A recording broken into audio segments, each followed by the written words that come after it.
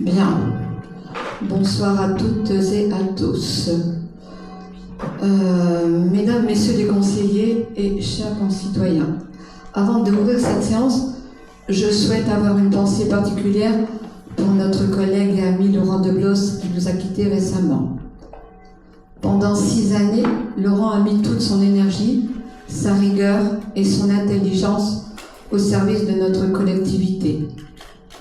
Le rôle d'adjoint aux finances est une tâche exigeante, souvent de l'ombre, mais ô combien cruciale. Il a su veiller sur les comptes de notre commune avec un sens aigu de l'intérêt général et une droiture exemplaire. Au-delà de ses compétences techniques et de son investissement sans faille durant tout son mandat, nous retiendrons sa présence bienveillante, son écoute et son amour profond pour la commune. Il va cruellement nous manquer, tant sur le plan humain que professionnel. Au nom de l'ensemble du conseil municipal et en notre nom à tous, je veux exprimer notre infinie gratitude pour tout ce qu'il a apporté à notre commune. En sa mémoire et pour saluer son engagement des 6 dernières années, je vous invite à vous lever pour observer une minute de silence.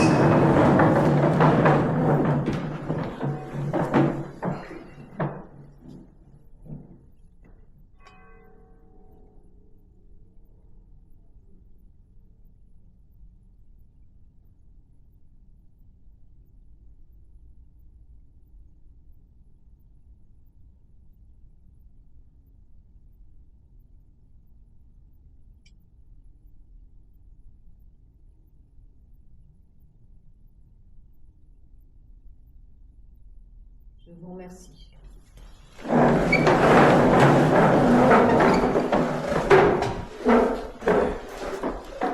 Bien. Je déclare la séance ouverte et je désigne Madame Alostri comme secrétaire de séance.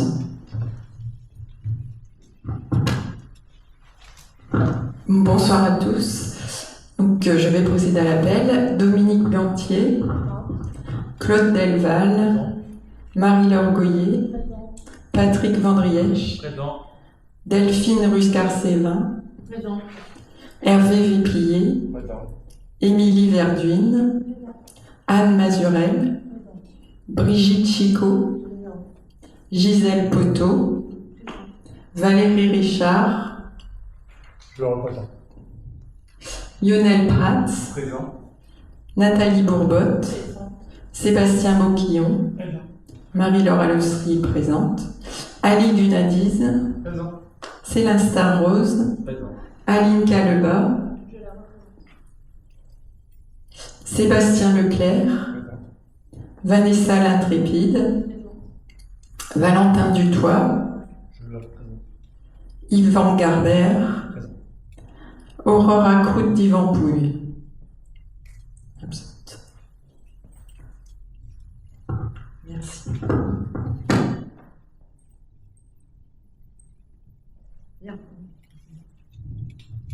Bien, je vous remercie. Le quorum étant atteint, nous allons passer aux communications. Pour cela, je laisse la parole à Monsieur Sébastien Boquillon.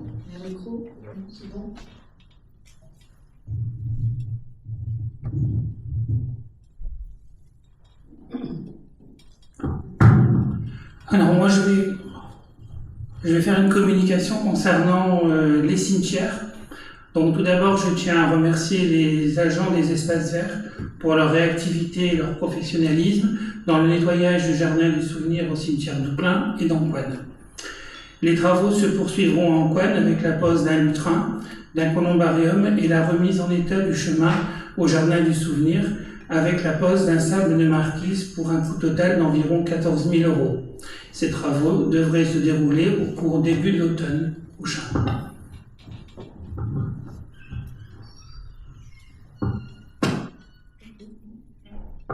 Alors, concernant ensuite ce que j'avais déjà dit en commission, pour le 11 novembre et le 8 mai l'année prochaine, Donc nous tenons à acheter des jeux de société pour animer les 2 après-midi du 11 novembre et du 8 mai, afin de permettre aux familles de rester ici dans la salle des fêtes, suite à une exposition sur les enfants de la Résistance pour le 8 mai, et ainsi qu'une autre exposition pour le 11 novembre. Et de dernière communication concerne la mise en place début octobre d'un comité d'histoire locale afin de préparer les événements mémoriaux comme le 11 novembre 2028. Bien, c'est terminé. Donc, Madame Ruscar. Bonsoir, merci. Alors moi, je voudrais juste vous faire un petit point et un petit retour donc, sur les centres d'été qui vont démarrer lundi. Donc pareil, j'ai présenté les éléments en commission. Juste au moins pour vous signaler que les familles nous font confiance et qu'on est fiers de les accompagner. Il y a de plus en plus de demandes en fait et ça assoit notre volonté de développer au niveau de la parentalité et des familles. Juste pour vous donner un ordre d'idée, donc on va accueillir cette année 511 enfants contre 446 l'année dernière, donc avec une fréquentation de 15% en plus. Donc tous les enfants qui ont été inscrits ont été donc validés. Ça c'est pour le premier point. Le deuxième point c'est pour le centre ado. Donc il affiche complet avec une augmentation de la fréquentation. Toutes les dates donc sont complètes avec des tournois de KELPS, des relais des champions, acrobranches, etc., des bowling, des journées d'activités créatives. Donc un programme riche qui a su séduire les ados, mais aussi les familles. Voilà pour moi, merci. Merci. Donc, mes communications. Première, c'est la date du prochain CM, à noter sur vos tablettes le 16 novembre. Donc, Madame Decatur, de toute façon, elle enverra peut-être l'inscription dans l'agenda. D'accord ? Ensuite, ça concerne le cabinet médical. Donc, le colombophile. Donc, le cabinet médical, j'avais dit, il a été vendu, signé, c'est fait. Normalement, les travaux devraient, d'après les médecins, ça devait débuter ici début juin. Bon, ça ne l'est pas encore, mais c'est en bonne voie pour démarrer. Autre sujet, au dernier conseil municipal, je pense que c'est Monsieur Leclerc qui avait évoqué des problèmes de caméra ou capteurs au rond-point rue du Mont-Blé. Donc je me suis renseignée, il n'y a rien, il n'a jamais rien eu. La seule chose qu'il puisse y avoir qui a été dite, c'est peut-être à un moment une caméra qui serait orientée vers l'entrée du parc Mosaïque, mais là où il y a des maisons, qui permettrait aux ouvriers de pouvoir avoir ces plots rétractables. Mais ils ne voient, et pour eux, il n'y a rien du tout. Voilà. Et Madame Caleba, qui était, quand j'ai posé la question, c'était à l'inauguration du jardin des Figuiers, Madame Caleba étant là, je lui ai demandé de venir sur cette discussion. Il n'y a rien. Je ne sais pas ce que vous avez vu, mais... Moi, je vais arriver les photos. Bon, mais eux pour la belle, rien à leur niveau, et nous, à notre niveau, rien non plus. Ensuite, point suivant. La rue de Noyelles. Donc, la rue de Noyelles, on ne va pas en débattre ce soir. On va mettre en place prochainement une réunion de quartier. On va démarrer les réunions de quartier d'ailleurs sur la commune, pas seulement pour le côté rue de Noyelles. Mais bon, comme j'ai eu j'ai eu deux courriers, donc sur des questions un peu précises, je ne vais pas répondre individuellement. On fera une réunion de quartier qui est prévue début septembre, avec, pour démarrer, les gens de la rue de Noyelles, rue des Pétignats, rue Léo-Lagrange et Jeanne Lano. Voilà, donc un flyer sera mis dans les boîtes aux lettres avec l'endroit et l'horaire et la date. Autre sujet, Monsieur Garbert, la dernière fois où vous m'avez interpellé sur le problème de la SVP. Donc aujourd'hui, d'ailleurs, pour votre info à tous, nous n'avons plus la SVP. Elle est restée 1 mois, elle a fait son préavis et puis elle a changé d'avis. Donc nous sommes de nouveau en recrutement. Maintenant, vous m'avez dit lors de ce conseil municipal que selon vos collègues, il était interdit à un ASVP de ne pas avoir une tenue réglementaire. Donc forcément, je vous ai dit que je me suis renseignée et je vais vous lire l'article. Les tenues des ASVP sur la voie publique ne sont pas encadrées par une disposition réglementaire. Toutefois, la circulaire du 28 avril 2017 rappelle que compte tenu de leur mission de police, les maires leur accordent une tenue d'uniforme librement définie, afin de permettre leur identification sans ambivalence aux yeux du public. Cette tenue porte généralement le flocage comportant la mention ASVP. Les tenues d'uniforme des ASVP doivent être distinctes de celles des agents de police municipale, elles-mêmes réglementées. Bon voilà. Donc, ça vient de... Le courrier vient du ministère de l'Intérieur. Il n'y a pas d'obligation à partir du moment où la personne est reconnaissable, ce qui a été le cas. Elle avait un gilet, et sur ce gilet, il était écrit ASVP. Voilà, donc je voulais quand même... maintenant, si vous voulez, je pourrais vous le passer, le courrier du ministre de l'Intérieur. Mais bon, je me suis quand même renseignée, puisque vous aviez soulevé le problème. Nous sommes dans les règles, donc il n'y a pas de souci pour l'instant. Quand on en recrutera un nouveau ou une nouvelle ASVP, eh bien, je pense qu'on fera de la même manière, parce que, bon, comme je l'avais dit l'autre jour, on a fait, à chaque fois, on met des nouvelles tenues, et puis, bon, la tenue dure 2 mois, 3 mois. Malheureusement, ces tenues, elles ne sont pas réutilisables pour les autres personnes. Donc, le temps d'être sûr que la personne reste, et à ce moment-là, elle aura sa tenue d'ASVP. Voilà pour ce dossier. Et oui, alors, donc il y a aussi les problèmes des commissions. Il va falloir que nous revoyions les commissions suite au décès de M. Deblos, puisque c'est Madame Acroute qui arrive au conseil municipal. Bon, on s'est dit, c'est pas dans l'urgence, on reverra ça et on la remettra pour le prochain conseil municipal. Voilà pour les communications. J'en ai terminé et on peut passer à l'ordre du jour. Donc, premier point à l'ordre du jour, l'approbation du procès-verbal du conseil municipal du 27 avril 2026. Y a-t-il des réclamations, des remarques sur ce PV? Pas de remarques, je le mets au vote. Qui est pour? Qui s'abstient? Vous votez pour... D'accord. Très bien, je vous remercie. Non? Non, madame... voilà. Ensuite, le point numéro 2. Délibération portant sur le retrait de la protection fonctionnelle accordée à M. Bruno Foucard. Donc, pour cette délibération, je vais sortir.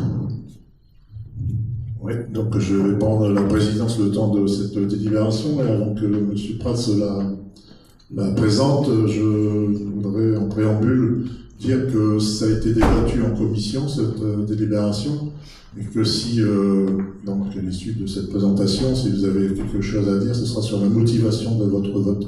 On repartira sur un débat.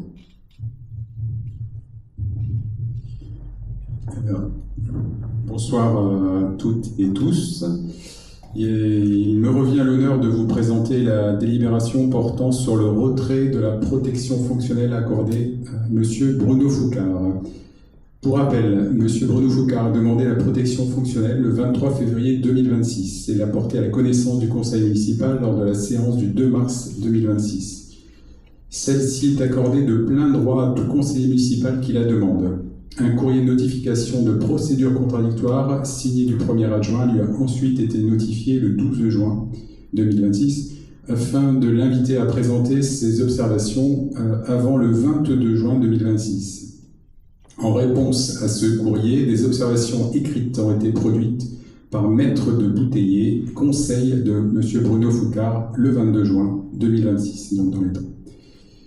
Là, je vais lire les parties de la délibération, parce que c'est très précis. Considérant que l'article L212335 du CGCT permet au conseil municipal de retirer ou d'abroger par délibération motivée la protection fonctionnelle acquise de plein droit par un élu ou ancien élu dans un délai de 4 mois à compter de la date à laquelle l'intéressé en bénéficie.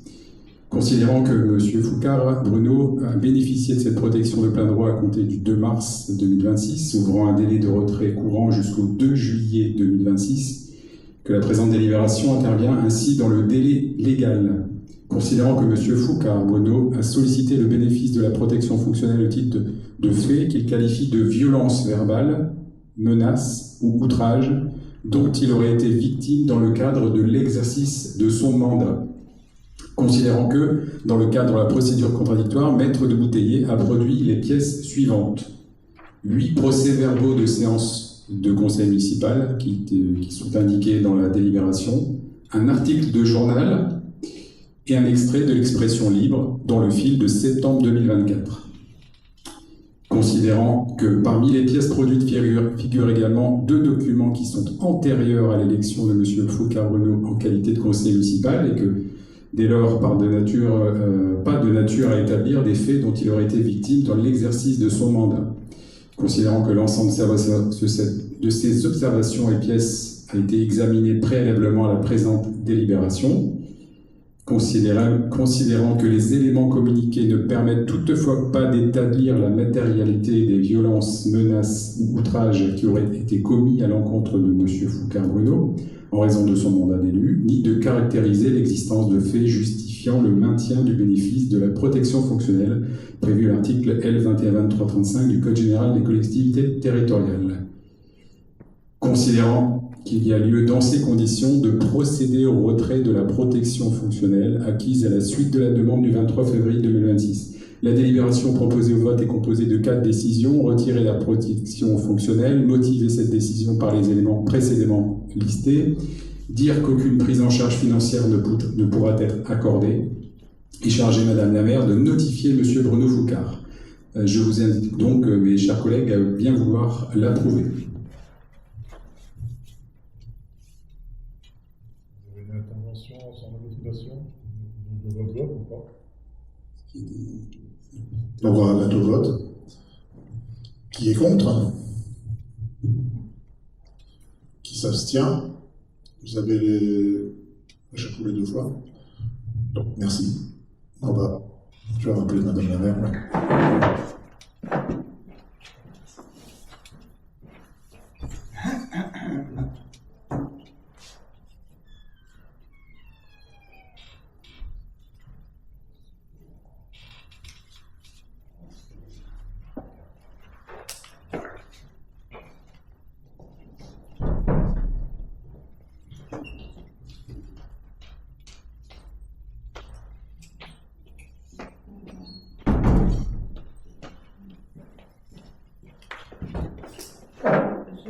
Je voulais excuser Aurore qui arrive. En fait, Aurore, elle était de l'autre côté, elle aidait, c'est là maintenant, elle aidait pour la fête d'école demain. Donc, elle m'avait apparemment prévenu que je n'ai pas vu son message. Donc, elle quitte la préparation de fête d'école pour nous rejoindre. Bien, donc la délibération numéro 3. Refonte du tableau des effectifs de la commune et ajustement de quotité horaire. Je laisse M. Prats prendre la parole. Alors, cette deuxième délibération est relative à la refonte de notre tableau des effectifs et à l'ajustement des quotités horaires de certains postes. Il s'agit d'un acte de gestion classique et rigoureux que nous menons à l'aube de ce nouveau mandat. L'objectif premier est de remettre à plat notre outil de gestion du personnel pour repartir sur une base transparente et parfaitement actualisée. Je tiens à rassurer l'ensemble du Conseil. Cette refonte s'effectue à volume constant de TP. Elle n'engendre ni hausse ni baisse globale de nos effectifs réels et n'aura pas d'impact notable à la hausse sur notre budget de fonctionnement au chapitre 012. Il s'agit simplement de faire coïncider le droit et la réalité du terrain en supprimant des postes administratifs vacants qui ne correspondaient plus à rien et en ajustant le temps de travail d'agents déjà en poste pour coller aux besoins réels de nos services. C'est donc une délibération technique de saine gestion qui donne à nos services les moyens juridiques de bien travailler sans pour autant peser davantage sur les finances communales. Le tableau d'effectifs est en annexe. Je vous invite, mes chers collègues, à bien vouloir l'approuver, cette délibération. Donc, qui est pour? Qui s'abstient? Je vous remercie. Alors, la délibération suivante, adhésion au groupement de commandes pour la fourniture et l'acheminement d'électricité. Toujours Monsieur Pratz.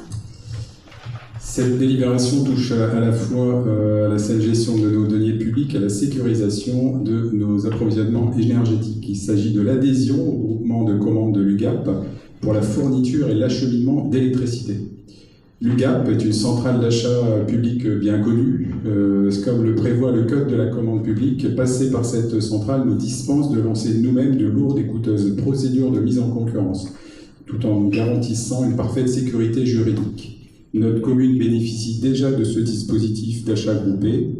L'UGAP lance aujourd'hui le recensement des collectivités pour le prochain marché contractuel qui débutera en janvier 2028.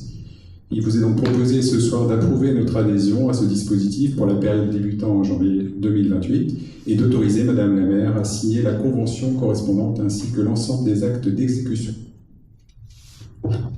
Bien, a-t-il des remarques sur cette délibération? Je la mets au vote. Qui est pour? Qui s'abstient? Contre? Je vous remercie. Délibération numéro 5. Approbation du règlement intérieur du conseil municipal. Je laisse la parole à Monsieur Delbade. Oui, donc il appartient lors d'une nouvelle mandature de refaire un règlement, surtout pour les villes de plus de 1000 habitants, de refaire un règlement intérieur dans les 6 mois qui suivent cette élection. Donc, lors d'une commission a été proposé ce nouveau règlement intérieur que je vais envoyer d'ailleurs à l'ensemble des élus au préalable, parce qu'en fait c'est transversal, ça occupe, les 23 élus sont concernés, il n'y a pas vraiment une commission dédiée pour cela. Et donc à la commission, Madame Calébon nous avait fait des remarques, donc on en a pris note, on a rectifié dans l'annexe, enfin le règlement que vous avez en annexe. Donc il y avait 5 articles. 5 articles pour lesquels il y avait peut-être des modifications importantes. Donc sur l'article 4 et 13, on n'y a pas touché, en fait c'était l'histoire des téléphones, l'utilisation des téléphones. En fait l'article 4 ça concernait surtout le public, et l'article 13, c'est 13 pardon, concernait les élus en séance. Donc on laisse les 2 phrases, il n'y a pas de... ça ne change rien du tout à l'affaire. Après, il y avait sur l'article 15 une remarque sur le deuxième alinéa, notamment en préambule de la séance, des informations relatives à la vie de la commune peuvent être diffusées en sollicitant dans Madame Caleba, vous avez demandé que ce soit rajouté par les élus pour que ce soit plus clair. Effectivement, oui, c'est des élus qui interviennent pour des questions à ce sujet, pendant le déroulement de la séance. Enfin, en préambule des informations. Après, sur l'article 26, donc, on a des articles qui ne sont plus à l'ordre du jour, qui ont été abrogés il y a quelques années pour certains. Donc, on peut savoir qu'on se basait sur le règlement intérieur de 2020. Donc, entre-temps, il y a eu des changements, il y avait 37 articles, on est revenu à 35. Donc, on a renommé l'article complètement, c'est 26, pardon, l'article. C'est l'article 26, pardon. Où on a mis les articles qui correspondent maintenant à la commission d'appel d'offres et de jury de concours. Donc, c'est en fond jaune dans la nouvelle version, et ça correspond à ce qui se passe maintenant au niveau de cet article.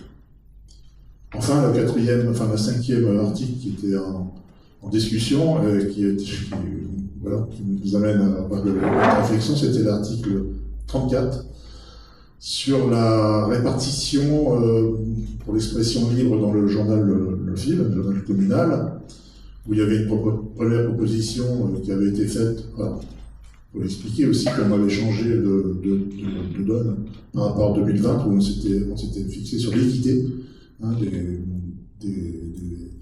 du nombre de caractères, donc du volume sur les paragraphes composés. On avait trois tendances, donc l'équité pour les 3 tendances. Après est arrivé aussi des tendances dans les tendances, on s'est retrouvé avec 5 articles en fait, à rédiger, mais toujours avec le même nombre de caractères.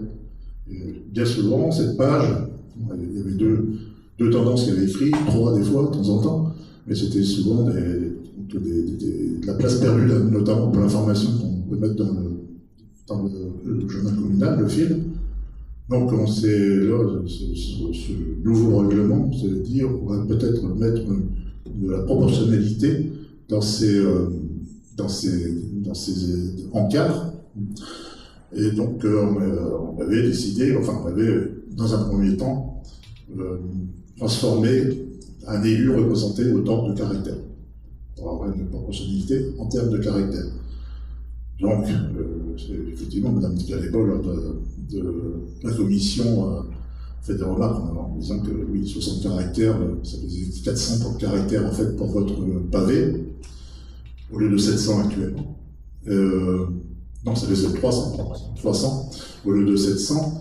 Et effectivement, on a même fait lors de la séance une simulation.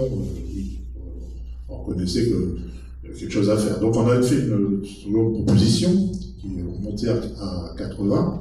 Parce qu'on voulait utiliser aussi la moitié d'une page, on voulait réduire, parce que vu les encarts vides qu'on avait eu par expérience personnellement, on voulait quand même revenir sur quelque chose plus concret. Et on avait vu, 80, on avait rehaussé le nombre de caractères par élu à 80. Donc, ce qui faisait 400 caractères sur votre encart. Et nous, on était à 1000, je sais plus, 1440, quelque chose. Bon, on a eu un mail de Mme Latrépide, qu'on a pris en considération. Donc, en discussion avec Mme le maire, on est revenu sur cette proportionnalité, pas sur la proportionnalité, mais sur le mode de proportionnalité. On est passé maintenant de caractère à pourcentage lors des élections. Donc, on va vous proposer, je vais le lire, je ne sais plus où je l'ai mis.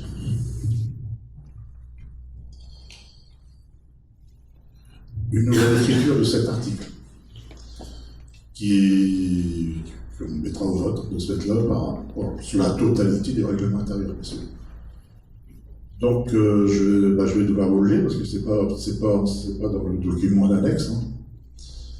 Donc, en application de l'article L 2121-27-1 du Code général des collectivités territoriales, un espace est réservé à l'expression des différents courants politiques représentés au sein du conseil municipal dans chaque numéro du bulletin d'information générale diffusé par la commune, support papier et déclinaison numérique officielle. Petit 1. Attribution et répartition des volumes de texte. Afin de concilier le respect du pluralisme démocratique et les contraintes de pagination du support de communication, gabarit de 8 pages, l'espace global affecté aux tribunes est fixé à un maximum de 1700 caractères, espace compris, par parution. Cet espace est réparti de manière forfaitaire entre les groupes d'élus constitués, selon une clé de répartition proportionnelle à la représentativité des suffrages exprimés lors du dernier renouvellement général du conseil municipal, à savoir le groupe d'élus de la majorité municipale dispose d'un espace de 1000 caractères maximum, espace compris. Le groupe d'élus de l'opposition municipale dispose ensemble d'un espace de 700 caractères maximum, espace compris. Petite explication, on est parti de 700 caractères dont disposait tout le monde sur le précédent règlement. Et en globalité, ça représente en pourcentage quasiment les pourcentages qui sortaient des urnes. Donc, à savoir 58,80% pour les 1000 caractères, 41,18% sur les 500, sur les 700, pardon. C'est un peu inférieur. Enfin, supérieur pour nous, inférieur pour nous, mais il fallait bien trouver un chiffre. Enfin, vous pouvez faire 983, je ne sais pas. Donc, on arrive à ce chiffre-là et à ce pourcentage-là. En petit B, statut des élus non inscrits et dissidence. Le droit d'expression des conseillers municipaux s'exerce prioritairement dans un cadre collectif tout conseiller municipal faisant le choix d'appartenir à aucun groupe politique constitué et non inscrit ou quittant son groupe en cours de mandat dispose d'un espace d'expression individuelle strictement limité à 150 caractères maximum, espace compris.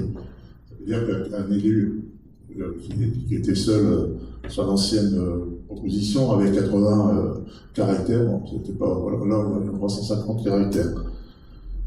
Le volume de caractères ainsi mobilisé par l'élu individuel est automatiquement déduit de l'enveloppe globale du groupe politique dont il est issu ou sur la liste duquel il a été élu. C'est-à-dire que ça diminue autant le nombre de caractères du groupe quitté.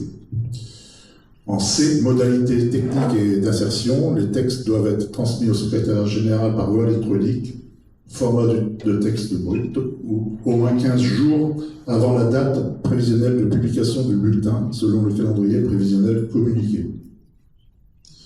L'espace est strictement dédié à du texte brut, l'insertion de photographies, de logos politiques, d'illustrations ou l'utilisation de typographie ou enregistrement graphique spécifique, hors gras et italique standard, est formellement interdite afin de garantir une uniformité de présentation visuelle.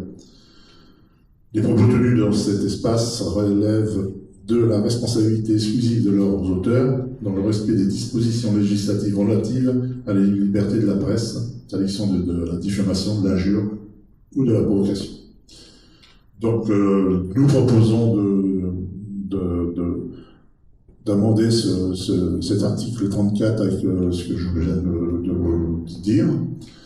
Et moi, j'en ai fini au niveau des articles qui avaient été sujet de la commission, la dernière commission. Donc, s'il y a des remarques par rapport à d'autres articles, et si vous avez à motiver votre vote, c'est le moment. Vous voulez un micro ? Un micro ?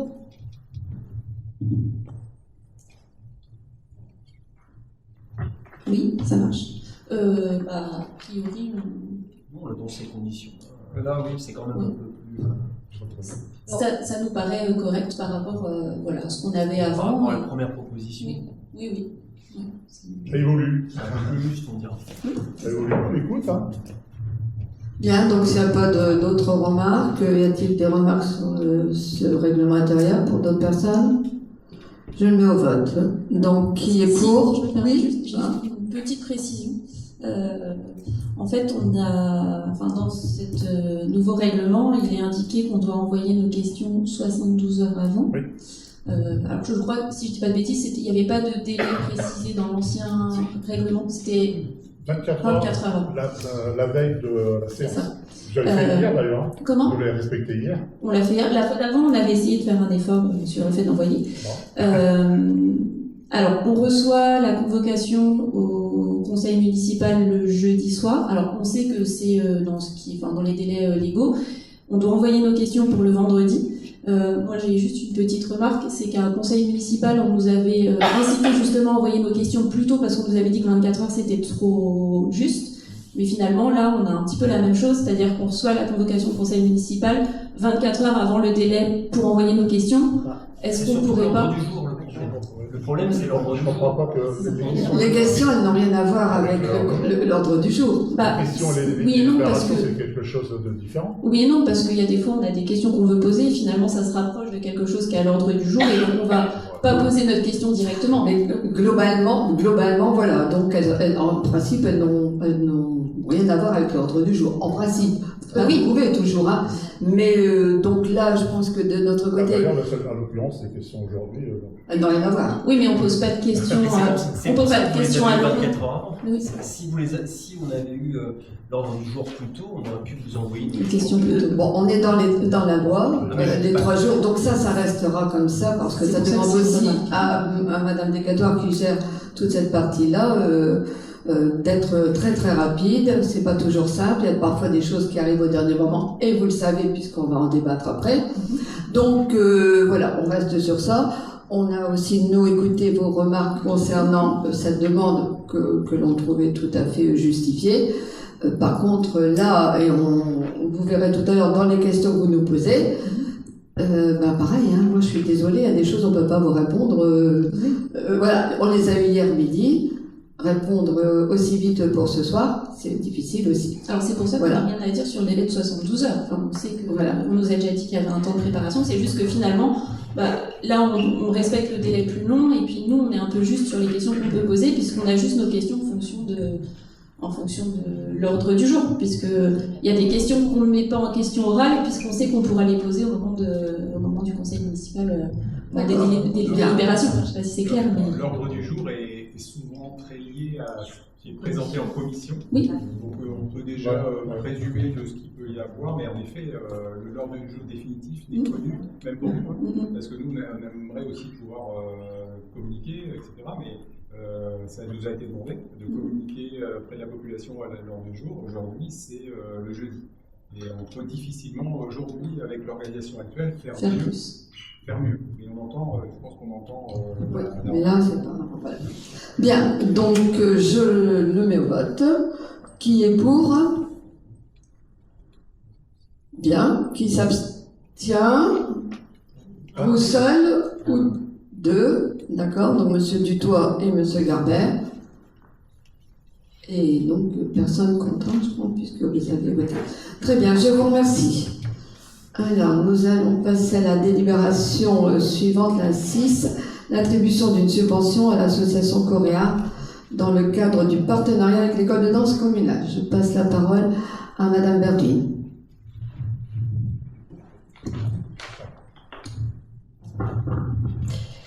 Donc, dans le cadre de l'organisation du gala annuel de l'école municipale de danse, l'association Coréa rapporte un soutien logistique précieux à la commune.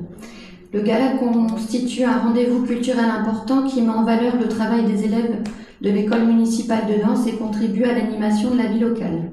Afin de reconnaître l'implication de l'association Coréa et de conforter ce partenariat avec la commune, il est proposé au conseil municipal d'approuver l'attribution de cette subvention exceptionnelle de 170 €. Il y a une petite coquille dans la délibération. J'avais bien énoncé 170 € lors de la commission. Donc je vous invite à adopter cette délibération. Y a-t-il des remarques sur cette délibération? Oui, le gala a été annulé, effectivement. Oui, mais il y a déjà eu des achats de costumes qui ont été faits par l'association. Qui serviront pour servir un prochain gala. Bien. D'autres remarques? Je mets au vote. Oui? Qu'est-ce qu'ils font exactement, cette association? Ils achètent des costumes pour qui? Pour Non. Madame Berduin veut répondre? En fait, ils font le relais, ils achètent pour la professeure de danse qui est en lien avec cette association. Et donc, nous, on les dédommage de cet achat. D'accord. Pour info, il y a quelques années, c'était l'association L'Accueil qui faisait les costumes de danse pour l'école de danse. L'Accueil a décidé d'arrêter parce que ça devenait compliqué, ils avaient réduit en effectif. Donc tous les ans il y a des costumes qui viennent, donc c'est par ce biais-là que soit on loue, soit on achète quelques costumes pour le gala de danse. D'autres questions? Donc je le mets au vote. Qui est pour? Qui s'abstient? Qui est contre? Je vous remercie. Donc la délibération numéro 7, toujours pour Madame Berduin, l'organisation de la nuit des bibliothèques 2026. Donc cette manifestation qui se déroulera le samedi 3 octobre 2026 permettra de proposer au public des animations autour de la découverte des cultures méditerranéennes, de la lutte contre l'illettrisme et de l'inclusion, avec notamment l'intervention de l'association La Sauvegarde du Nord pour un montant de 300 €. Afin d'encourager la participation des habitants, un rallye des commerçants sera également organisé avec 3 bons d'achat d'une valeur totale de 45 € remis aux gagnants. Il est donc proposé au conseil municipal d'approuver l'organisation de cet événement, d'autoriser les partenariats et dépenses et de permettre à Madame la maire de signer les documents nécessaires à sa mise en œuvre. Je vous invite donc à adopter cette délibération. Bien. Y a-t-il des remarques sur cette délibération? Parfait, je le mets au vote. Qui est pour? Qui s'abstient? Qui est contre? Je vous remercie. Délibération numéro 8, la désignation d'un délégué élu au Comité national d'action sociale.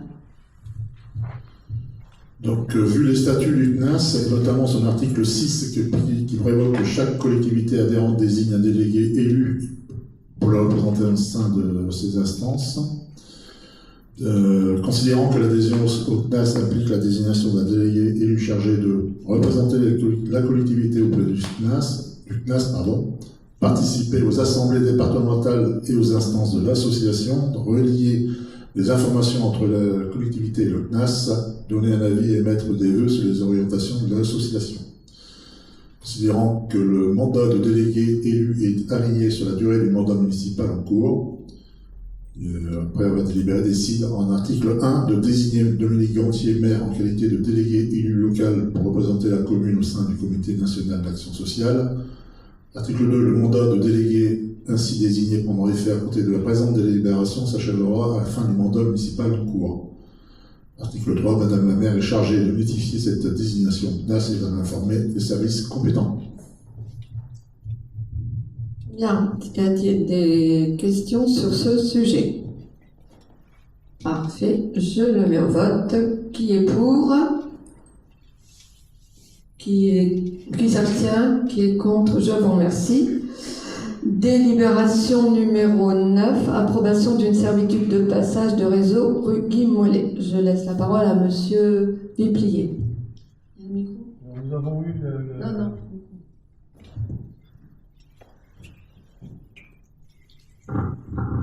Nous avons une demande de servitude de passage pour des canalisations d'un concitoyen de la commune qui a acheté une parcelle de terrain qui est la A de 3627. Ce monsieur demande de passer dans la parcelle de la commune qui est actuellement une servitude contiguë à la rue Guy Mollet.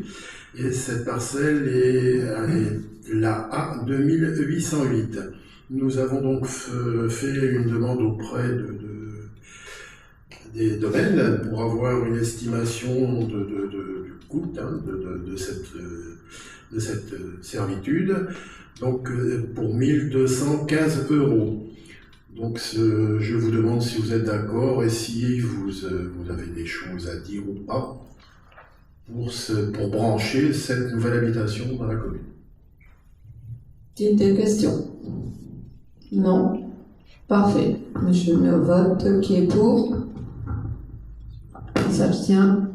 Contre? Je vous remercie. Délibération numéro 10. Vente du bien situé 65 rue Jean Jaurès à Houppelin-en-Coin.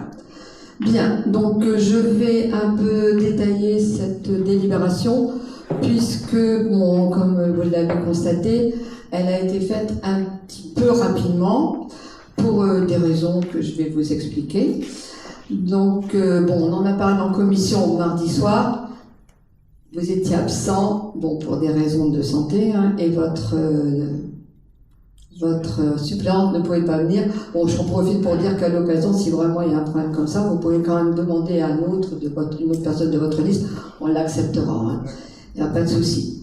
Voilà. Donc, l'année dernière, au marché à peu près vers le marché de Noël, on est en décembre, Monsieur Dolster est venu trouver Monsieur Deblos pour acheter la boulangerie. Monsieur Deblos m'en a fait part. Je lui ai dit il y avait des élections qui n'étaient pas très loin, donc je souhaitais qu'on attende que les élections soient passées. Les élections sont passées. Monsieur Dolster et Mme Dolster sont venus me recontacter en demandant à me rencontrer. Donc je les ai rencontrés le 20 avril. Et ils m'ont fait la demande pour pouvoir racheter la boulangerie. Alors, cette boulangerie, aujourd'hui, les bâtiments, la maison nous appartient, et le fonds de commerce appartient au boulanger. Donc, c'est vrai que pourquoi on a été un petit peu rapide, c'était un peu sur le plan humain. Monsieur Dolster, avec sa femme, souhaite développer son entreprise. Et pour développer son entreprise, il a eu l'opportunité, il y a quelque temps, de racheter des garages qui se situent à côté dans le prolongement de la boulangerie. Il souhaite développer donc cette entreprise, d'avoir un atelier plus conséquent, et pour cela, c'était l'opportunité d'acheter des garages. Mais pour qu'il puisse utiliser ces garages, il a forcément besoin de racheter les murs de la maison. Sinon, il ne peut pas abattre. Hein, parce qu'en fait, l'objectif pour lui, c'est d'abattre les murs qui séparent le garage pour agrandir cet atelier. Donc, moi, suite à cet échange et discussion que nous avons pu avoir avec le couple, on a toujours la volonté de la commune, ça a toujours été de garder une boulangerie. Donc, le but, c'est de dire s'ils sentent bon, on n'a plus de boulanger, ils vendent à qui ils veulent. Donc, pour sécuriser ce dossier, nous avons mis, et j'espère que tout le monde a lu la délib, et je vais quand même la reprendre aussi pour le public qui est là, en sécurisant, on a mis dans l'acte de vente que ça restera une boulangerie, et que ça ne partira pas pour une autre affectation ou quoi que ce soit. La commune va également réserver le droit de procéder à la mise en place d'une réserve foncière, c'est-à-dire que sur le bien ou de préemption. Aujourd'hui, dans quelques années, la famille d'Ulster décide de partir pour diverses raisons.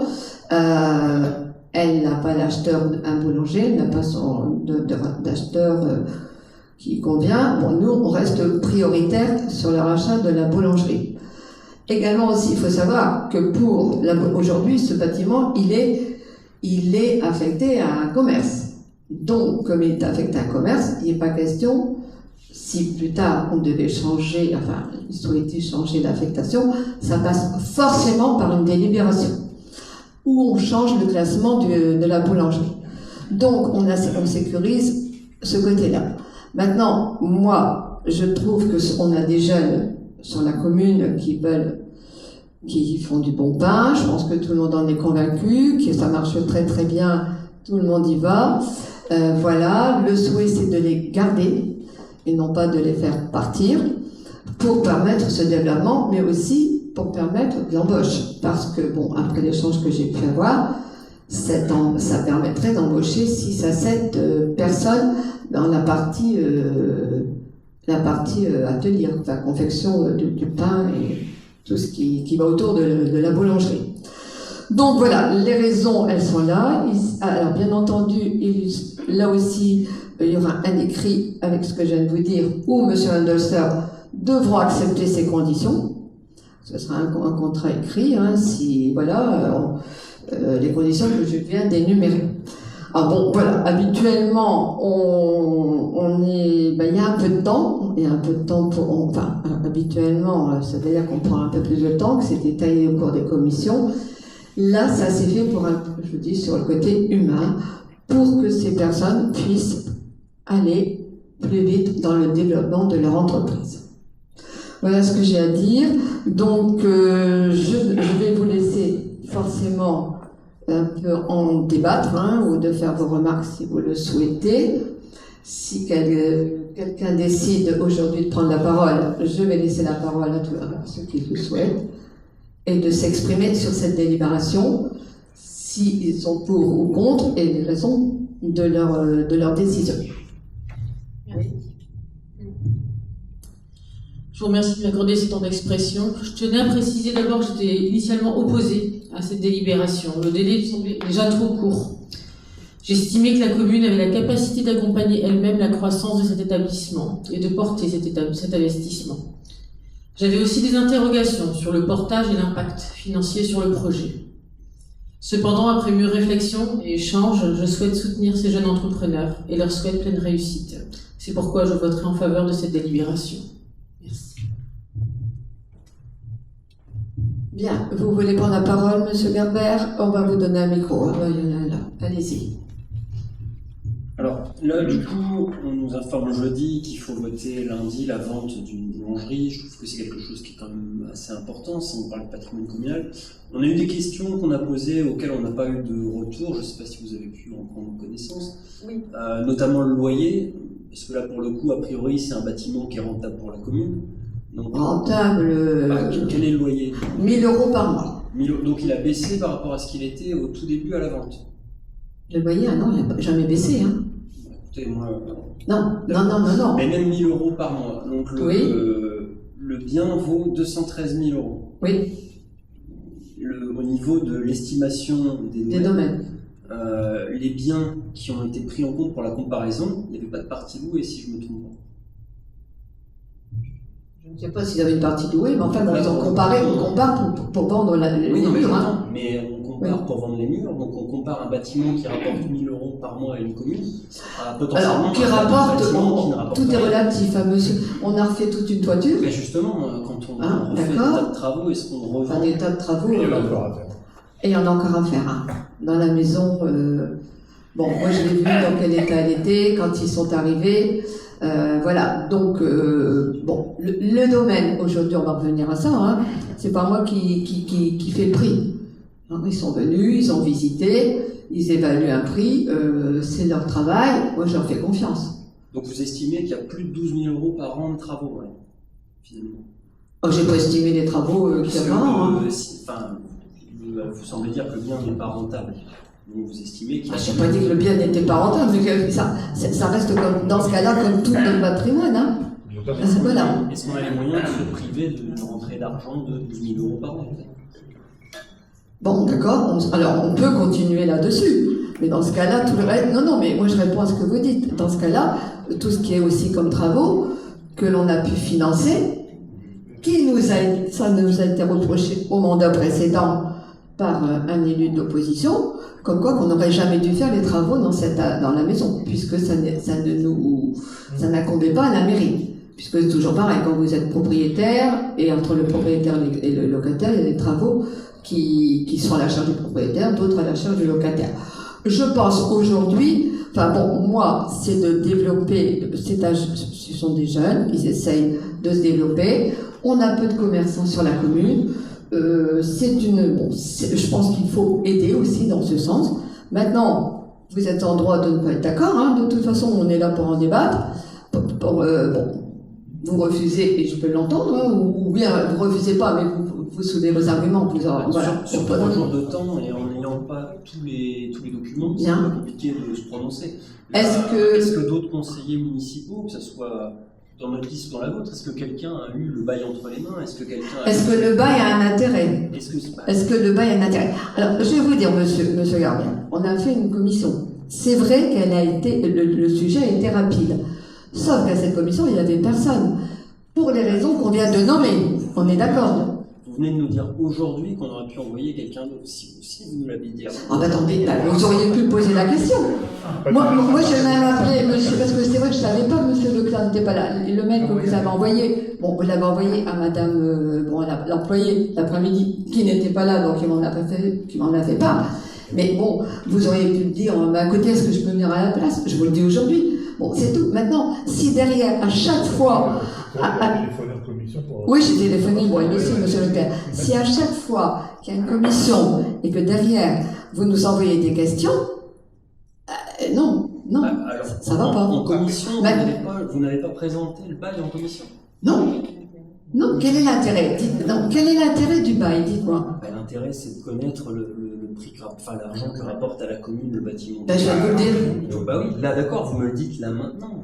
Maintenant, si vous voulez des questions complémentaires, moi ce que je me propose, si vous en êtes d'accord, monsieur Dolster qui est présent, il peut peut-être vous donner des informations. Je peux lui laisser ce temps de parole, comme j'ai déjà fait. Pourquoi est-ce que c'est pressé de vendre maintenant et quand les boulangers précédents vous ont demandé, c'était un refus catégorique? C'est ça que je comprends pas. Après, s'il y a une urgence, non, c'est pas un refus catégorique. S'il y a une urgence à vendre, expliquez-nous l'urgence quelque part.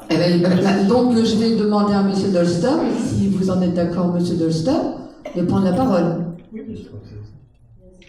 Célestin veut peut-être prendre la parole. Alors je vais laisser l'élu et après je laisserai à monsieur Bonsoir à tous. Moi, ce que je voulais revenir sur cette question, c'est vrai qu'on pourrait se dire c'est un bien communal, c'est dommage de le faire partir, etc. Ça, c'est une chose.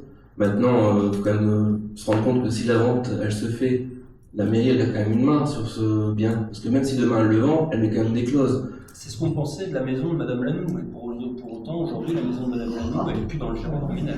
Non, on va pas revenir là-dessus. Mais ce que je veux dire par là, c'est que ce qui est écrit aujourd'hui, c'est pas écrit. Oui, mais justement, là aussi, la question, elle est bien de mettre des clauses dans ce sens-là. Aujourd'hui, leur but n'est pas de revendre, leur but c'est d'acquérir. Ce que je peux comprendre, parce qu'aujourd'hui, on peut pas demander à des jeunes entrepreneurs de s'investir corps et âme avec des bâtiments qui ne sont pas à eux. C'est-à-dire que demain, ils veulent, dès qu'ils voudront se développer, il faut revenir en mairie. Et je peux faire ci, je peux faire ça.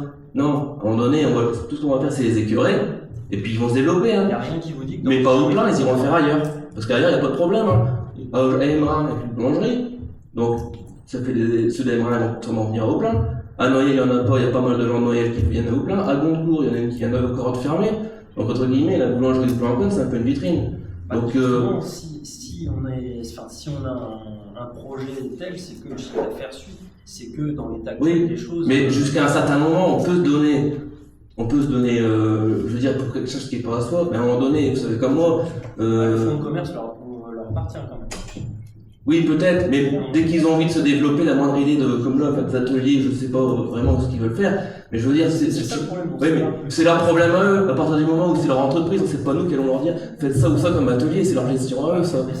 Mais moi, ce que je mets à leur place, en tant qu'entrepreneur à leur place, c'est que si demain, dès que j'avais un projet quelconque pour développer mon entreprise, si je devais aller voir la mairie à chaque fois et dire, je peux faire ci, je peux faire ça, je dirais, écoute, moi à côté, je vends mes bâtiments, et puis salut et bon courage, quoi. Aujourd'hui, on a une bonne boulangerie au Plan-Plein, c'est dommage de ne pas la garder. C'est juste ça que je vois. C'est que, moi, ce que j'ai peur, c'est qu'on va les écœurer. Les boulangeries, c'est pas ce qui manque, ils viennent de fermer dans le secteur. Donc aujourd'hui, encore une fois, je peux comprendre que le fait de perdre la boulangerie dans les mains de la mairie, ça peut inquiéter, ça je le comprends. Qu'on a 1000 € de loyer par mois, c'est une chose. Maintenant, la vente, elle ramènera aussi quelque chose. Faut pas avoir peur de ça. Demain, il y a quand même des clauses qui vont être faites. Le bâtiment est rentable en moins de 20 ans avec le loyer que vous avez annoncé. Ouais, enfin, entre deux, il y a des charges aussi. Vous savez pas s'il va y avoir des toitures, s'il va y avoir des réparations, des travaux. À un moment donné, elle va être refaite. Non, elle est loin d'être refaite à 100%. Je pense qu'elle est loin d'être en état. Hein. Des échos que j'ai eus, elle est très loin d'être en état. C'est un peu du cache-misère. Donc, J'entends pas, monsieur. Il y a eu 70 000 € de travaux annoncés, non? Quelque chose comme ça. Moi, ce que je comprends pas, donc là, a priori, il y a eu 70 000 € de travaux sur le mandat précédent sur la boulangerie, c'est le tiers du prix de la vente.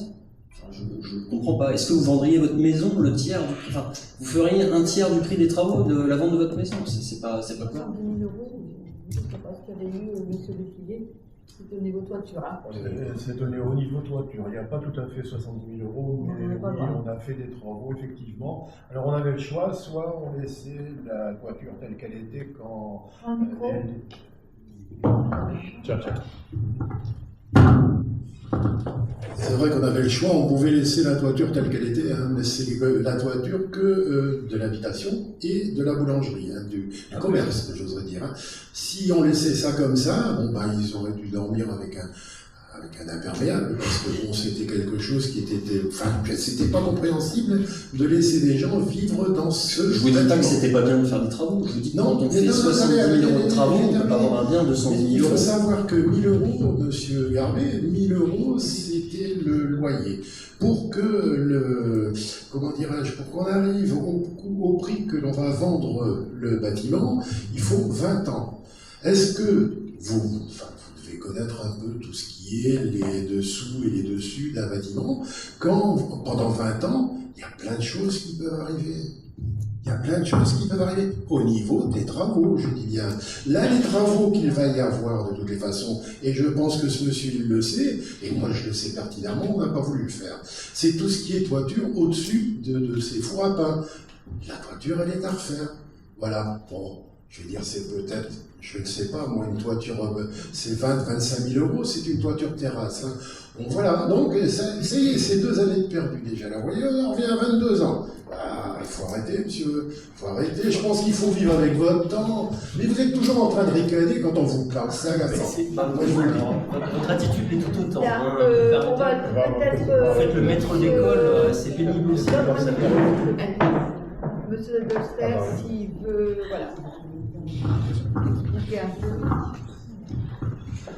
D'abord, pour commencer, ça fait 3 ans et demi qu'on est là, on a fait 100 000 euros de travaux, grosso modo, sur les ateliers, le magasin, la façade. Ensuite, c'était un peu pressé parce qu'on a pour projet d'ouvrir une deuxième boulangerie sur Goncourt l'année prochaine. Et du coup, on a besoin d'agrandir nos ateliers par ces garages et d'embaucher le personnel. Donc c'est pour ça que c'est un peu urgent. Vous allez produire le pain de Goncourt. 80% sera produit sur Plan-Coin et livré sur Goncourt. Il faut savoir aussi que... Tu veux bien prendre le micro, s'il te plaît. Je me mets un petit peu à votre place aussi, dans le sens où c'est un petit peu la mentalité patronale qui parle, hein, mais demain vous allez vouloir investir dans vos ateliers. J'imagine que vous allez demander un emprunt. Hein, j'imagine que vous n'allez pas le sortir de votre poche comme ça. Demain vous allez voir les banques et vous dites je vais investir, je sais pas, X milliers d'euros, mais les bâtiments sont pas à moi. Hein. Donc vous savez comme moi que les banques elles vont vous regarder de travers. Vous allez pas avoir un bail d'X années avec la mairie, c'est quand même des murs qui sont pas à vous. Donc il faut emprunter la moitié de ce qu'il pourrait emprunter s'il y avait des murs à lui. Enfin, moi en fait c'est juste ça qui me... Je comprends pas où il y a le problème par rapport à la vente. À partir du moment où la suite... Après voilà, chacun son avis, je suis bien d'accord. D'accord. Hein. Mais... C'est un appauvrissement encore du patrimoine communal après. Appauvrissement de quoi? De toute façon, si demain vous devez payer 25 000 euros de travaux, appauvrir de quoi? La trésorerie peut-être, mais ce sera tout ce que vous allez appauvrir, parce qu'à un moment donné, il est jeune, il faut qu'ils y aillent, c'est maintenant. Pendant tout. Non, mais c'est des commerces, vous savez, des commerces au Plan-Coin qui marchent, il n'y en a pas beaucoup, hein. On peut les compter sur une bonne main, il y en a bien assez. Donc pour un qui fonctionne à merveille, aidons-le. Aidons-le. Bien, est-ce que d'autres personnes souhaitent intervenir? Non? Parfait. Donc je le mets au vote. Qui est contre? 2, 3, 4. Quoi, 4? 3, oui, pardon. Donc 3. 3 ou 4? 3. Donc Monsieur Dutoit, Monsieur Garbert et Monsieur Leclerc. Qui s'abstient? 2. Donc Madame Latrépide et Madame Caleba. Et donc, qui est pour? Je vous remercie et je vous remercie pour nos boulangers. Bien, donc on va passer à la délibération suivante qui concerne l'avis du conseil municipal sur le plan de gestion pluriannuel d'opérations de dragage, cohérence 5. Un long titre. Hein. Oui, comme sur un plan pluriannuel d'opérations de dragage cohérence 5, donc ce qui nous concerne, c'est la liste, la liste à Cadari, Canal de la Deule, Marc. Donc on a un avis à donner sur la consultation qui va commencer dès aujourd'hui, d'ailleurs ça a commencé aujourd'hui, jusqu'au 29 septembre. Donc vous avez tous les documents dans l'avis de... Je sais plus, je l'ai mis en... Je crois que vous l'avez eu en annexe. Je vais la retrouver. La voie navigable, c'est ça. Donc il y a en annexe, on a mis l'avis de consultation du public par voie électronique. Donc vous avez tous les liens aussi disponibles sur cet avis pour vous appréhender ce dossier. En ouvrant le dossier, il y a 500 pages. Hein. Donc il y a tout le détail des opérations qui vont être menées et de la façon que ça va se passer. Voilà, donc on propose je vais te laisser la parole pour le vote, d'émettre un avis au plan de gestion pluriannuel des opérations de dragage d'entretien pour l'UHC 5. Voilà. C'est pour récupérer les voitures dans la Deule, hein, entre autres, les mobilettes, enfin, tout ce qui peut être jeté dedans. Y a-t-il des interventions sur cette délibération? Non, parfait, je le mets au vote. Oui. Alors, vous prenez le micro, monsieur? Oui. Alors, ça a démarré aujourd'hui, et pendant combien de temps? Et le secteur, c'est vraiment. Il est marqué, c'est jusqu'au 29 septembre. D'accord. Le secteur, c'est aussi le canal de Sclin. Non, c'est pas canal de Sclin, c'est la de. Ah non, c'est la de. C'est pas la même voie, c'est là, c'est la voie navigable de France, c'est la de. D'accord, ok, merci. Bien, donc je le mets s'il n'y a plus de remarques, je le mets au vote. Qui est pour? Qui s'abstient? Qui est contre? Je vous remercie. Dernière délibération concerne les activités périscolaires communales. Je laisse la parole à Madame Oscar. Merci. Donc, ce point a été présenté lors de la commission du 10 juin. Il a fait l'objet donc d'une présentation et d'échanges. Alors, pourquoi on a souhaité reprendre ce point afin d'obliger l'inscription à tous les services périscolaires qui sont proposés au niveau des écoles.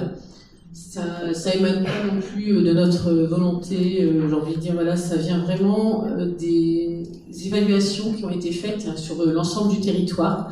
Et ce qui a été remarqué et souligné, c'est qu'en effet, ce point-là n'était pas très sécurisé. La passation entre l'école et puis le service, c'était pas vraiment sécurisé. Donc l'idée, c'était vraiment d'assurer cette sécurisation et donc d'obliger les parents et de contraindre les parents à inscrire leurs enfants au service périscolaire. Donc ce qui a été vu et proposé donc à la commission n'est pas la même chose que ce qui est proposé ce soir. Il est plus, j'ai envie de dire, sévère entre guillemets. Donc il est appliqué une 30 centimes sur le quart d'heure pour les parents qui n'inscrivent pas leurs enfants donc au service périscolaire. Donc voilà, je vous propose donc de valider ce soir ce point, car il va faire suite dans une suite logique, un changement de logiciel aussi au niveau du portail famille qui devient Arpège. Donc voilà, donc il fait suite à cette volonté également. Voilà, je vous propose de voter pour cette délibération. Avez-vous des remarques? Pas de remarques, parfait. Je le vote. Qui est pour? Qui s'abstient? Qui est... Oui, d'accord. Abstient? D'accord. Qui est contre? Parfait, je vous remercie. Maintenant, l'ordre du jour est terminé. On va passer aux questions de l'opposition. Bon, je devais le faire tout à l'heure en début de conseil municipal. Je le fais maintenant. Je voulais remercier donc Madame Acrout d'Ivampouille de sa venue au niveau du conseil municipal. Il y a eu un petit bug de démarrage, mais ça arrive. Bien, donc je vais lire la première question. Panneaux lumineux. Il s'agit des panneaux posés depuis une dizaine d'années au carrefour à feu tricolore sur Auclin et au niveau de la pharmacie sur Rancoin. Lors du conseil municipal du 8 décembre 2025, ont notamment été précisés les points suivants. Le contrat arrivait donc à expiration à la fin de l'année 2025. La municipalité a décidé de ne pas poursuivre la collaboration avec le prestataire. Les panneaux seraient démontés. Les panneaux ne sont pas démontés. Ce sont désormais des éphémérides. Pourriez-vous nous indiquer le devenir? Je laisse la parole à Monsieur Prats. Alors, merci pour cette question.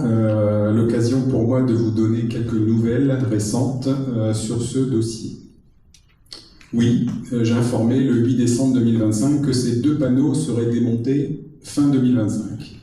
Mais dans le même temps, je disais également au conseil municipal de l'époque que nous cherchions à ne pas engager la commune dans un nouveau contrat de 8 ans, alors que nous approchions des municipales.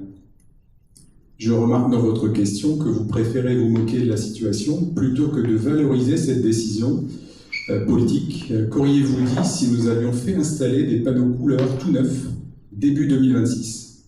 C'est une question. Sachez que cette décision s'avérera finalement gagnante, car elle va nous permettre de saisir une opportunité que nous n'aurions pas eue en début d'année, celle de bénéficier d'un déploiement opéré par la MEL pour transformer les panneaux d'affichage RIS en panneaux numériques. Les panneaux RIS, relais d'information service, sont les panneaux qui affichent actuellement le plan de la commune avec un petit i au-dessus et une affiche de communication métropolitaine. Non seulement les vieux panneaux seront ainsi modernisés, mais surtout, ils ne seront plus une charge pour notre commune en termes de déploiement, d'assurance et de maintenance. Seule contrepartie, se partager le temps d'affichage entre la commune et la MEL, ce qui finalement est une bonne chose pour mutualiser des équipements coûteux tout en permettant de s'informer sur les événements communaux et métropolitains dans le même temps. Ce qui est croustillant dans l'affaire, c'est que le titulaire du marché est l'entreprise Charvet. Mais voilà, les voici de retour. Voilà, nous espérons en tout cas l'arrivée de ces nouveaux panneaux d'ici quelques semaines, en tout cas avant la fin d'année. C'est ce qui nous a été confirmé par l'assistance à maîtrise d'ouvrage et la MEL. Bien, question numéro 2, dépollution du chemin menant au Fort Douplein. Lors de plusieurs passages sur le chemin menant au Fort Douplein, il a été constaté la présence de nombreux déchets, notamment des pneus usagés ainsi que ceux qui semblent être des plaques d'amiante. Cette situation soulève des interrogations légitimes en matière de sécurité et de protection de l'environnement. La municipalité a-t-elle identifié cette pollution et, le cas échéant, à quelle échéance envisage-t-elle de faire intervenir une entreprise spécialisée afin de procéder à la dépollution complète du site? Monsieur Prats. Merci pour cette question. Je vous remercie donc cette question qui touche à un sujet particulièrement sensible, qui s'inscrit pleinement dans nos préoccupations environnementales que nous avons en commun, notamment au sein d'une commune comme la nôtre, située en zone de champ captant et légitimement considérée comme une gardienne de l'eau de la métropole. Pour répondre précisément à votre interpellation, la municipalité a parfaitement identifié la situation du secteur du Fort Douplein. Cependant, il convient de restituer à ce dossier sa réalité historique et sa complexité technique. Ce que vous décrivez n'est malheureusement pas un dépôt sauvage récent auquel une simple intervention d'entreprise pourrait pallier en quelques jours. Il s'agit des résurgences d'une ancienne décharge à ciel ouvert, active il y a plus de 50 ou 60 ans. Époque où le site a été remblayé par des centaines de camions de déchets revenant de toute la métropole, avant d'être simplement recouvert d'une fine couche de terre pour masquer cette pollution historique. C'est un passif lourd, composé de DEE, équipements électroniques, réfrigérateurs, téléviseurs, de pneumatiques, de matériaux amiantés enfouis en profondeur. Notre commune n'est d'ailleurs pas un cas isolé. Plusieurs municipalités voisines, très proches de nous, font face aux mêmes découvertes sous des infrastructures diverses. Face à un tel héritage, une opération de dépollution complète représenterait, vous pouvez nous l'accorder, un coût financier considérable, totalement hors de portée du budget d'une commune de notre strate. C'est pourquoi, comme Madame la maire l'a d'ores et déjà anticipé, ce sujet de grande ampleur doit être traité à l'échelle métropolitaine. Il est ainsi prévu d'interpeller officiellement la MEL afin d'étudier un plan d'action conjoint, la MEL étant pleinement compétente et concernée par la préservation des sols de notre bassin d'alimentation de captage. Donc nous reviendrons vers vous prochainement et vers l'ensemble des habitants dès que nos échanges techniques avec la métropole auront permis de dégager des perspectives réalistes et partagées. Bien, merci. D'ailleurs, pour votre info à tous, j'ai prochainement une réunion, un rendez-vous avec le vice-président qui va réunir les maires gardiennes de l'eau pour mettre en place des projets ou enfin des choses spécifiques qui concernent notre commune. Bon, j'ai rien d'autre à dire de plus parce que j'attends cette réunion. Et donc, ça fera partie aussi de cette demande pour ce site. Bien, la question 3, dépollution de l'ancien garage Peugeot. Concernant le terrain de l'ancien garage Peugeot, nous nous interrogeons sur la nature exacte des pollutions présentes sur le site. La municipalité est-elle en mesure d'indiquer s'il s'agit de pollutions liées à des hydrocarbures ou solvants susceptibles d'avoir imprégné les sols et les nappes, ou s'il s'agit de pollutions plus limitées, présentant un risque moindre pour la santé publique et l'environnement? Donc, lors de la démolition du site, l'EPF a procédé à la purge de toutes les pollutions présentes sur le site. Mais, vu votre question, afin de pouvoir y répondre, la traiter convenablement, pouvez-vous m'apporter des éléments concrets au sujet des pollutions présentes sur le site dont vous parlez? C'est ce qu'on vous demande. Je prends le micro. Non, oui. Non, vous me demandez, mais est-ce qu'il y a d'autres choses que vous soulevez? Donc, savoir pour le coup. Donc, je vous ai répondu. Il y a eu, ça a été. Années d'exploitation, forcément, il y a eu de la Oui, mais donc ça a été purgé par l'EPF quand ils ont fait cette démolition. Bien, question numéro 4, annulation de la délibération, vente de l'espace vert. Rue du Marais. La Cour administrative d'appel de Douai, ayant rejeté le recours de la commune, la vente de l'espace vert rue du Marais apparaît désormais remise en cause. Puisque la délibération la décidant a été annulée par la justice.